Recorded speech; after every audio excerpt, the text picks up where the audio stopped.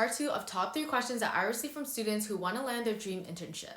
And hi, if you're new here, my name is Rachel and I work in 9 to 5 in the early talent space, and I used to hire a lot of co-ops and interns. So question 2 is, how do I set myself apart? So I get this question a lot on my LinkedIn, and what I always say is it's not only your technical skills and your soft skills that you put on your resume, it's all the extracurriculars or volunteer opportunities that you've had in the past. Not having a previous job that's similar to the one that you're applying for isn't a disadvantage, but it will be a disadvantage if you don't have any extracurriculars to kind of enhance your resume. They want to see your interests out of just like studying all day. So being in student council, joining like a soccer team, or also being in something like a Chinese society can help you, because all of those skills that you learned in those volunteer positions can also be transferable.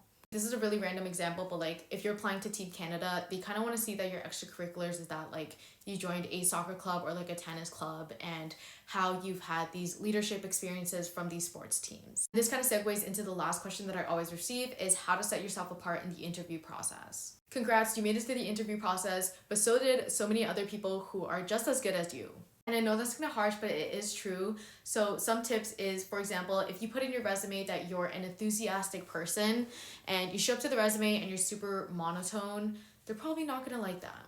Obviously, don't fake your entire personality in an interview, but just make sure that you're not really showing up just like monotone and super tense.